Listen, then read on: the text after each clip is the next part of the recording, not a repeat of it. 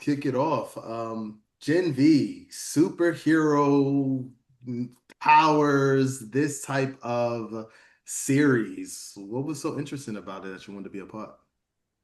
Well, I mean, obviously, when you're a little kid, you always want to play a superhero. I mean, like that's what it's all about, like that's the coolest thing in the world, And so there's always this feeling of like, oh my God, I'm finally actually getting to do this thing that I was doing when I was like six, because I didn't grow up wanting to be an actor. I grew up, doing sports and doing other things and thought I might go to law school. And I didn't start acting until my 20s really. So to get to like live out your childhood fantasies now it's just a beautiful thing. I'm loving every second of it. Yeah. No, it's definitely awesome. And I will say, you playing Polarity, first of all, at least you have a cool power. Like some of these powers that they giving Yeah, people. man. Yeah, man. I'm not complaining. I'm not complaining. Very, very cool Well, stuff. I was gonna say, how is it kind of playing, having fun with it, in Mm, terms of that particular, kind of the magnetism, you being able to manipulate and stuff like that. First, I was like, is he telekinesis? Then kind of mm. deepen it to understand more of what the powers are. But yeah, how is it kind of playing with it, just kind of behind the scenes, and you kind of working with the directors and the team to kind Mm, of get to the mm. break. It's a lot of fun. It's a lot of fun because you never know what you're gonna get with each script, because I only get the script like the one that I'm doing and maybe the next one, and so I don't know what's coming down the line. And so I'm as excited as anybody else to see what they come up with that he can do, you Yeah, know. And what I was very excited about in this particular season is that polarity's powers is what allows everybody to survive, because uh, the main bad guy, Cypher, he's really uh, wreaking havoc on everybody, and nobody really seems to know how to handle him or what to do with him. And it's very cool that Polarity is the one that actually has the power to deal with this guy. yeah. No, definitely. And just from your Sean, if you had to choose a power, what would it be? hmm Gosh, I go back and forth on this one a lot. Um, I think today, I guess what I would want to do is I'd want to be able to change minds, like Maddie's character um, on the show. I think there are a lot of minds out there that are not in the right place. I think there's a lot of minds out there that aren't looking out for the good of other people. Yeah. And I would want to use that power to make everybody just be their best selves, and so that we can all live a better life together. Oh, love that. Love that. Wish somebody did have the ability to Yeah, use it for good, right? yeah. So this season, we unfortunately lost Chance. Perdomo played Andre, and that was your son in the series. I just want to know, dealing with his loss and kind of, being able to navigate forward. How did the crew and cast kind of support each other through that kind of grief? What's the Mhm. moving forward with production? I really believe that everybody just channeled all of that into the work. Uh, there was an unbelievable level of commitment and seriousness that everybody felt from in front of the camera, behind the camera. Uh, we didn't even have to talk about it that much. Everybody felt the same sense of purpose to make sure that Chance's passing didn't go in a way that was unremarked about, or that wasn't given the greatest possible resonance that we could give it. And the writers did that, the actors did that, went out of our way to really just try and dig in and do everything we could to make sure Chance was elevated and remembered and honored in a way that he deserved to be. Do you have one particular like moment that you think about kind of behind the scenes with Chance that you're like, oh, just remember kind of sometimes behind him, any special Oh moments? yeah, yeah. I mean, we joked a lot about, um our age difference, like we had like, 27 years, age difference between us. And I always tease him about, man, you don't know what real music is, man. You don't know the good stuff. And so and he'd be like, "Oh yeah, try me," you know? And so like from my era when I was coming up, it was like Eric B and Rakim. Like that was the stuff that I listened to and that I liked. And so like I would start off with like thinking of a master plan. I would start with that, and be like, yeah, man, you don't even know about that. And then he would pick up the next bar and continue the rest of the song, you know? And so we went back and forth like that. Like he knew things that I never ever would have expected that he knew. I mean, he was a brilliant, brilliant young man.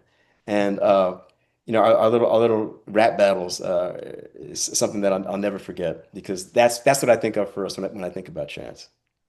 Love that. Love that. So when I first watched Gen V, I'm like, I mean, The Boys is already nuts.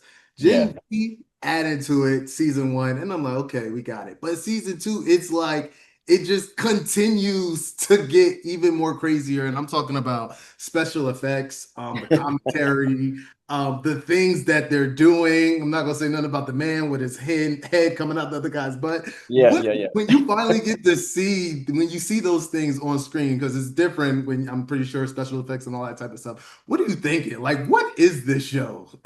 I mean, that's the world that we created. That's what the Gen V boys world is. I mean, they set that up from the very first uh, couple minutes in The Boys in the first season where A Train runs through that girl and splatters her, all over the street. Like, that's what this world is. And they set that up from the beginning. And once that's established, you have to keep topping it. That's just how it is. And so when I read the scripts and I see these things, I'm thinking, oh my God, oh man, I don't even know how they're going to pull that off. And I can't wait to see how they pull that off. And so Right. in that sense, my enjoyment of it is the same as the audience that's watching. It's the exact same thing. I'm like, oh my God, this is insane. I can't believe they did that. And so in that sense, it's a joy to be on this show because like I enjoy it just as much, if not more so than the audience does. Do you kind of look at fans' reactions and maybe some of the commentary around the boys and Gen V as it pertains to kind of, I won't say necessary parallels, but how people parallel them to like real life and like Mhm. this is how somebody's operating maybe in the political space and how Uh-huh. like that. What are your thoughts on kind of those reactions and those conversations? I think they're phenomenal conversations to be had because that's what this show really is trying to get at. They're trying to get at, look, this is the worst case scenario of what could happen if we keep going down the path that we're going. That's what the show is saying. So if you're okay with racial supremacy, if you're okay with fascism, if you're okay with abuse of children, uh, this is the road we're going down. What you're seeing here on Gen V, this is the road we're going down in real life. Is that what you want? You know? And so I'm very, very gratified to be a part of telling that story and giving that message. I think that a lot of people, especially young people, they might not watch the news. They might not pay attention to current events. They might not know, what's really going on. They might not even know what fascism is and how dangerous it can be to our American way of life. And so you can watch a show like Gen V and be like, wait a minute, none of this is cool. And if you can make the connections between that and what's going on in the real world, that's an amazing thing. And I'm so glad that hopefully people are making those connections that they suggested. And my last question is just your idea of kind of where we are Hollywood in terms of the roles available for people that look like you. First, my first time conversing with you was Reasonable Doubt, and Yeah. you've done tensions. You staying very active, and there are spaces for you, and you're killing each role. I just want to know your thoughts on kind of where we are and how we are moving forward. I think where we are is still a work in progress, to be honest with you. There's still, I mean, when I first started in this business, if you looked like me or looked like you, I would say 90% of the roles were either comic relief or you're some type of threatening presence. some type of criminal or something like that. And have things gotten better since then? Absolutely. I mean, we've got Chadwick Boseman, Black Panther, and we've made strides. Absolutely. But it's still not good enough. It's still not good enough. There are better roles, but there aren't enough of us working. There are hundreds and thousands of brilliant Black actors, artists out there who aren't getting to show their true colors of what they're really capable of. Because still, most scripts that I read, um, the characters aren't written in such a way where anybody could play it, you know? Like it will say such and such as an age, Black, da da da da da.